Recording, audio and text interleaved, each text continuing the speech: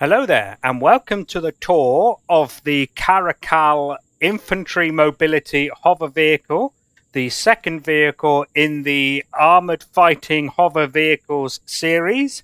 My name is Wimperman, and I'm the Chief Designer, Chief Builder, Chief Architect, and of course, Chief Dumbass of the Caracal project. So, let me come out of that view and turn my HUD back on. Before I show you around this vehicle, now this is a new build, so there is no original vehicle or original variant, but it is based on something of mine, and it's one of my newer refits, actually, a newer refit. This here is the Ocelot HoverScout, the first vehicle in the Armoured Fighting Hover Vehicles series. This is the second.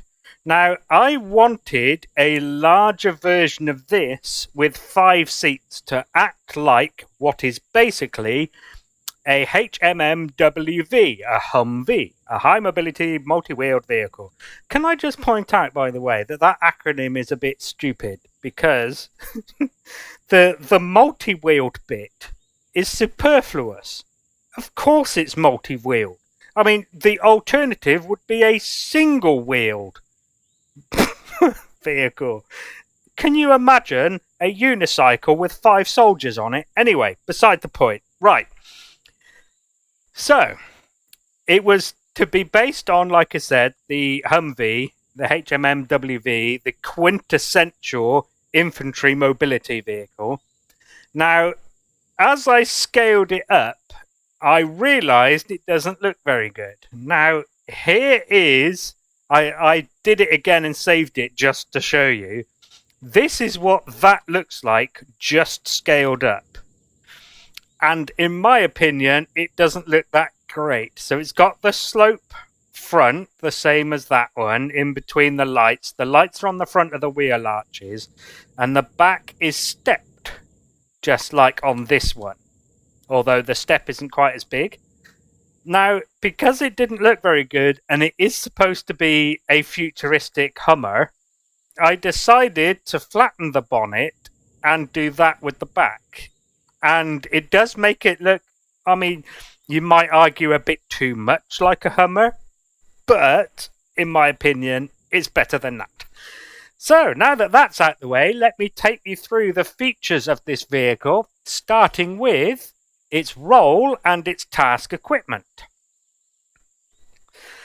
So, being an infantry mobility hover vehicle, that is in fact what the IMHV stands for in the name there at the top of the screen, you can see. In order to facilitate that, it's relatively quick and agile and maneuverable. And it has 5 seats, a driver and 4 passengers. So the idea would be that the driver would be assigned to the vehicle and you would carry around a fire team, a 4-man fire team, what you might also call a squad. So there are in fact 5 seats, and I will show you those later. Next segment then is its propulsion, handling and lift capacity. Now give me a second to lift it off the ground for this section. There we go, I've lifted it off the ground. Now, just quickly, as you can see, I also got rid of the other 2. I just want to say, I doubt anyone from Elion even watches my videos, but just in case, I want to say thank you very much for allowing us to just type in destroy, and it'll destroy the thing we're looking at, instead of requiring us to put in the ID now. That's so much quicker, thank you very much.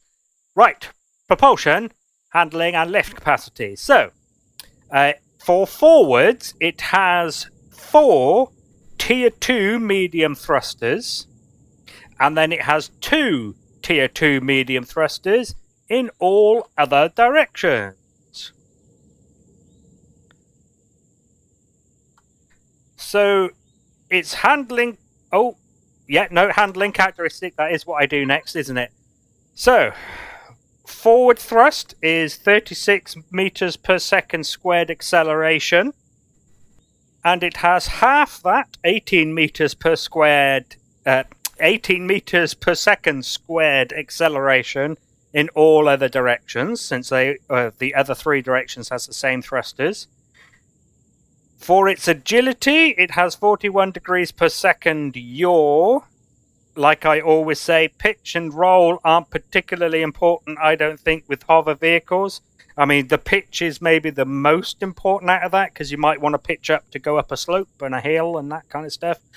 6 degrees per second pitch, 13 degrees per second roll. But I don't consider them to be particularly important. Now, this is how she drives without pilot mode on. Maximum speed of 50 as usual. I mean, once you get going, it's a little bit sluggish. All things considered, it's not too bad.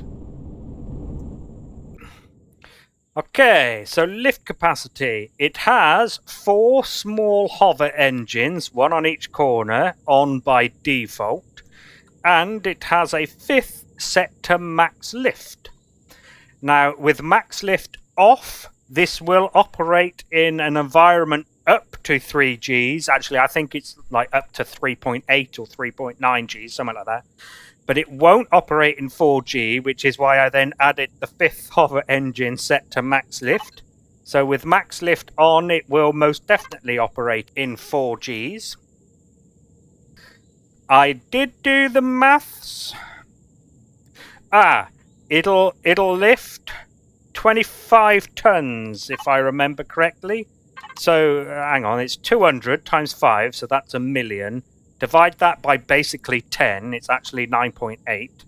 But divide it by 10, so 100,000 kilograms, that's 100 tons. Divide that by 4 for 4 Gs, 444, that's 25 tons.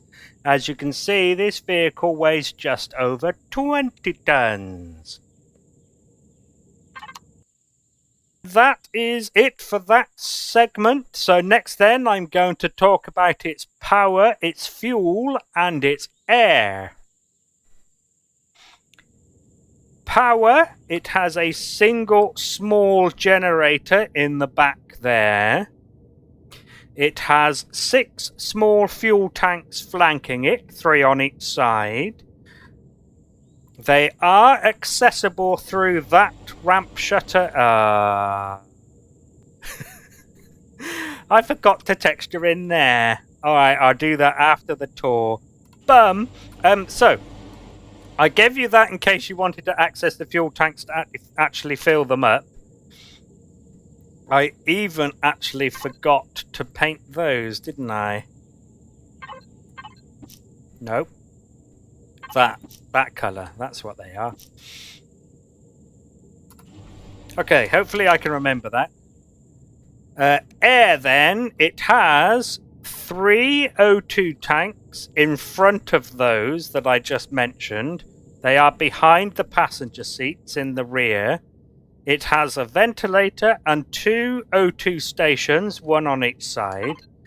And, oh my god, those who know will know. To prove to you that it is in fact airtight in here, there are the blue shapes. Correct button, good. Actually thought about it this time. So that's the end of that segment. The next segment then is its weapons, defences and construction.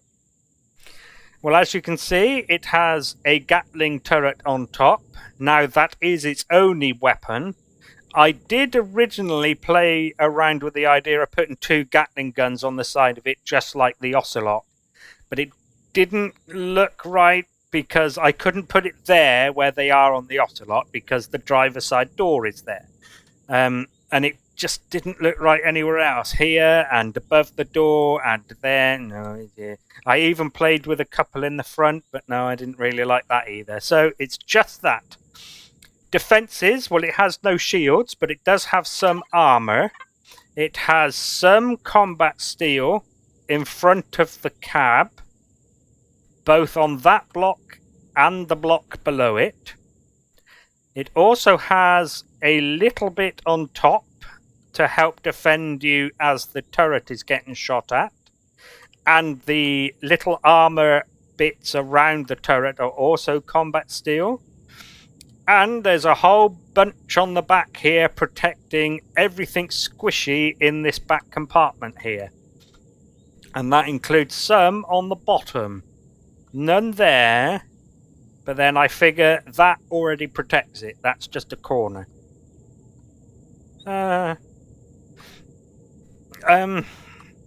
Yes, and a little bit there. The construction then, the rest of it is almost completely... Oh, can you give me a named block? There we go. It's almost completely hardened steel. There is a small amount of steel on it. For example, the lip above the doors here and the stuff around the hover engines is steel. I'm pretty sure that's it.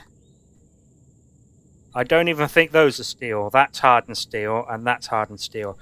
I'm going to talk about this as well, like I did in the Ocelot. So the blocks around the door. The idea is that it's supposed to protect the door from incoming shots. I'm not going to bother doing the maths like I did with the Ocelot, because I embarrassed myself. But the door doesn't have much hit points, and those hit points are divided among 6 blocks. So I'm hoping these thin blocks will take any shots. I'm hoping the game will consider these to be blocks in front of the door. It might not work, but I would rather do it than not do it. This shape, by the way, it is possible to get in and out, and actually that was a full block. It actually came to halfway through the door, but you just couldn't get out. Once you sat in a seat and got out the seat, it put you in here, and then you couldn't get out through the door. That was fun. So I did that. Now, you do still need to crouch through the door, and I'm guessing it's because of the blocks there. Since I need to re-upload this, I might actually replace those L-shaped blocks with these ones and see if that works. Yeah, you do need to crouch in. You do need to crouch to get in and out of the vehicle. Right, that's the end of that segment. So the next segment then is its resource gathering, production, and storage. And this is going to be a quick segment because resource gathering, it has none. Production, it has none. Storage. Ammo, it has a 375 container just there, which is the controller and 2 extensions. It has 2 small cargo boxes, one there and one there. It has 3 armor lockers in a triangular shape there. And it has 2 mini fridges in the back that both come turned off by default, as my mini fridges always do. I think it's always better to save the power until your sandwiches need to be kept cold. Okie dokie. That is the end of that segment, nice and quick. The next segment then is its interior layout and any remaining devices. Right then. There are manually controlled ramps at each door. The doors are manual, they're not automatic on a sensor. The detector is inside the cab, the front cab on the left-hand side next to the passenger seat. The driver's side is over here. Obviously, you also get the little holo display that shows you the shortcuts for turning on and off the device groups and signals. In the back, let's close those again actually. As we saw earlier, there is a little bit of a walkway and the devices around there. Now, yeah, I will talk about those now. So the core is behind the middle seat, and on either side of the core is a wireless connection. Now, I did actually intend for there to only be one Wi-Fi in here. It bothered me that I placed it there, and as I placed it, it did bother me that it was lopsided, that the wireless zone would be bigger on one side than the other. And it wasn't until later on, when I was looking for a place for the detector, I realised that I had symmetry mode on. So there was another one there that I had placed without realising it. But for the sake of symmetry, I decided to keep it. Okay, so the other last thing then really is there is a light on the ceiling controlled by 2 levers, one on the front and one on the back. The light is set to a 2x OR, so either switch will work. I do believe that's it. Oh, other than that's where the holo display is projected from. I'm just going to have a quick look, see if anything else comes to mind. No, docking pads. There you go. I always forget the stuff on the bottom. It has 4 on this one. Right. The next one then is its shortcuts and signals. Well, as you can see as displayed on the holo display, it has 8 of them, 4 of each.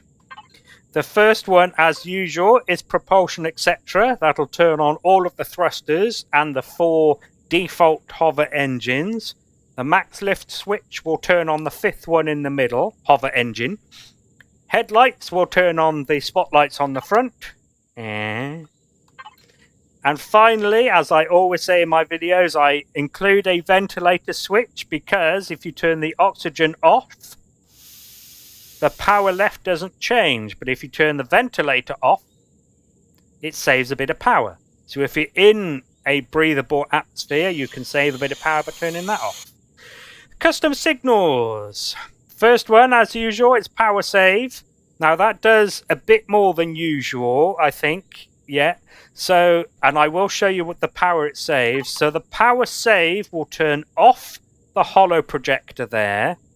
It will also turn off the 2 switches. Weirdly, it will also turn off all of the passenger seats. Now, I say weirdly because I'm not entirely sure why they need to be turned on and off, but there you go, go figure. It'll also turn off both Wi-Fis.